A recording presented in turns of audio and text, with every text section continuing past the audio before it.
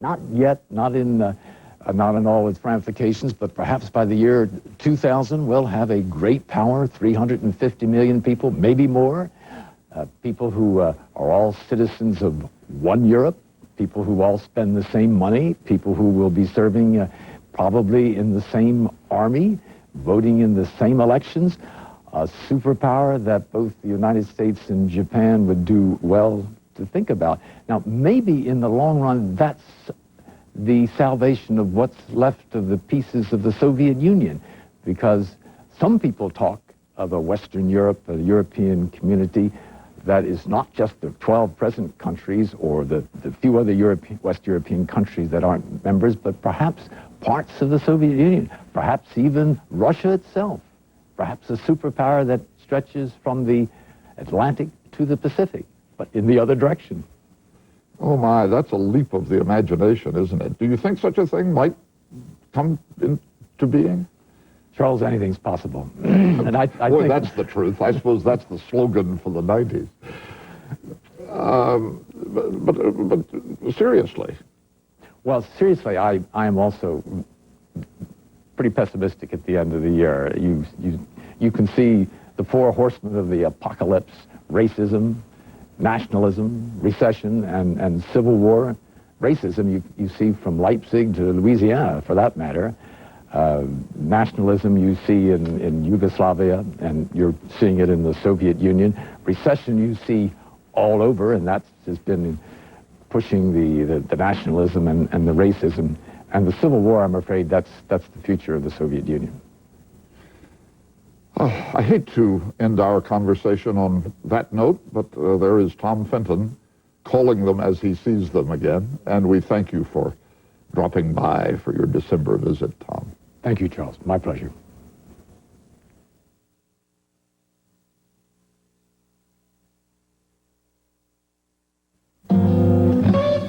Panasonic presents a new breed of smooth operator. The new Smooth Operator rechargeable razor unites the old-fashioned closeness of a warm, wet shave with the convenience and no-nick comfort of an electric. Don't try this with any plugged-in razor. Smooth Operator wet-dry razors from Panasonic. Smoother than you ever thought you'd be. This TI organizer is so easy to use. It's like having a phone book, a calendar, a calculator, a few memo pads, and an alarm clock all in one. And it's a lot easier to carry. For easy-to-use organizers, count on Texas Instruments.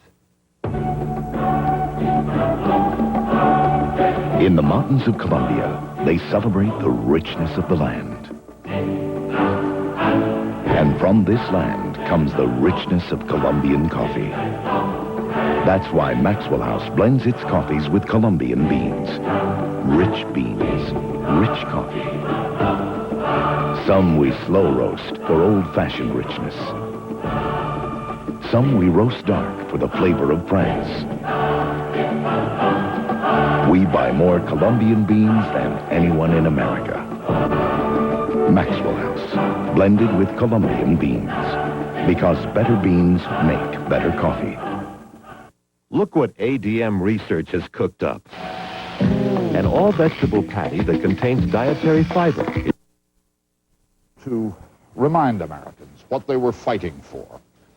60 million of his countrymen and women sat down to listen to his drama, We Hold These Truths. Norman Corwin has kindly given permission to us to read from his play this morning. The full drama will be heard on American Public Radio today. For the original performances, Corwin had Orson Welles and a cast of other wonderful actors. Here on Sunday Morning, we just have ourselves, but it's the words that count. Do you think the first Congress of the American people sat in a hall in New York City, in a drafty hall, and made up articles of freedom? Do you think the congressmen from 13 states made up those freedoms out of their own heads? Debated there, deliberated there without assistance? Themselves? From their own experience? Oh no, they had much help. From many nameless and unknown, from dust in quiet places, from broken bones deep in the earth, deep in forgotten earth, mixed with the empty clay. The delegates from dungeons, they were there. The delegates from ashes at the bottoms of the stakes, they were there. The gallows delegates whose corpses lifted gently in the breeze, they too. The exiled wanderers, the Christians killed for being Christians, Jews for being Jews. The Quakers hanged in Boston town. They made a quorum also. The executioners, they were there. The men who turned the ratchets in the rack. Attila was there, and Caligula, and the Grand Inquisitors, and the smug elders of Salem who made witches of innocence and destroyed them. Tyrants and martyrs were there to speak memoirs of the long and sordid history of fanaticism, torture in the name of God, nailings to the crucifix at the pleasure of the crown. May the Congress of the United States raise a bulwark, write a hope, and make a sign for their posterity against the bigots, the fanatics, bullies, race haters, the cruel men, the spiteful men, the sneaking men, those who make of their authority an insolence. Amendment. It's not a fancy or a graceful word. It's dry, it's legal, it's parliamentary. You won't find it in the Bible or Shakespeare. It's not in poems nor spoken by lovers. It's never shouted or crooned or sung. But if an amendment is important enough, it can sound like a choir of angels. Amendment 1. Congress shall make no law respecting an establishment of religion or prohibiting the free exercise thereof, or abridging the freedom of speech or of the press, or the right of the people peaceably to assemble and to petition the government for a redress of grievances. This is December 15th, 1791. Virginia will ratify the Bill of Rights today, and freedom will take hold, take root, begin to burgeon in the rich earth of America. Today, the 15th of December. Now the people of the states breathe easier. It's down in black and white, a contract. It's a deal between the future and themselves. That's more like it. That's more like it. You've got your sleeve in the soup, dear. What's more like it? Listen to this. Amendment 2. A well-regulated militia being necessary to the security of a free state. The right of the people to keep and bear arms shall not be infringed. That means you can keep your gun? That means if somebody gets into office and turns sour on the people that put him there, why, he can't vex us with a standing army the way George did before the war. Not without a fight. Amendment 3. No soldier shall in time of peace be quartered in any house without the consent of the owner, nor in time of war, but in a manner to be prescribed by law. Amendment 4.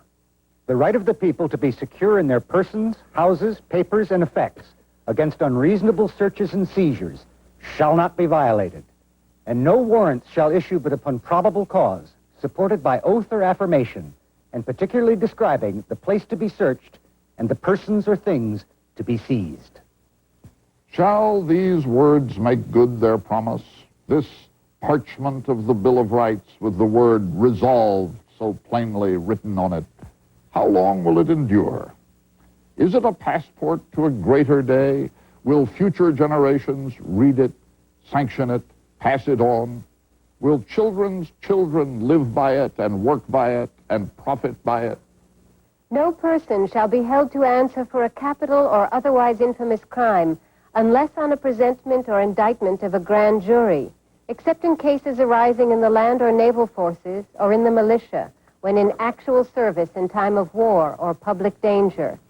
Nor shall any person be subject for the same offense to be twice put in jeopardy of life or limb, nor shall be compelled in any criminal case to be a witness against himself, nor be deprived of life, liberty, or property without due process of law, nor shall private property be taken for public use without just compensation. Look it over. Look it over. It is new. The parchment shines. The text is easy reading. The words are not yet worn with trial and experience. The writing's fresh. The meaning's clear. The parchment gleams in the December sunlight like a burnished shield raised against oppression. Amendment 6. In all criminal prosecutions, the accused shall enjoy the right to a speedy and public trial by an impartial jury of the state and district wherein the crime shall have been committed, which district shall have been previously ascertained by law, and to be informed of the nature and cause of the accusation, to be confronted with the witnesses against him, to have compulsory process for obtaining witnesses in his favor, and to have the assistance of counsel for his defense. These 10 amendments are not dusty statutes loafing in retirement. They are a pep talk to the fighters and a fortress to the undefended. They double bar the front door of the home against the culprit and the searching party. Stand the drinks for everybody toasting freedom. Of all things, they are not a set of legal clauses, dry and dusty. Although Amendment 7 makes us wonder. Amendment 7. In suits at common law where the value in controversy shall exceed $20, the right of trial by jury shall be preserved, and no fact tried by a jury shall be otherwise re-examined in any court of the United States than according to the rules of the common law. Except for that, not like a lawyer's brief at all, but mostly like a kind of freestyle ode to liberty, 10 verses long. Amendment 8. Excessive bail shall not be required, nor excessive fines imposed, nor cruel and unusual punishments inflicted. Amendment 9. The enumeration in the Constitution of certain rights shall not be construed to deny or disparage others retained by the people. Ah, look about the country now. Suspicion thaws like frost beneath the frank diplomacy of spring. The people read the new amendments slowly, pleasurably, as they'd read a letter from a son just set up in business, who'd written home to tell how he was making good. Amendment 10. The powers not delegated to the United States by the Constitution, nor prohibited by it to the states, are reserved to the states, respectively, or to the people. Notice how many times it says the people? Can it be because it really means the people? Yes, it can.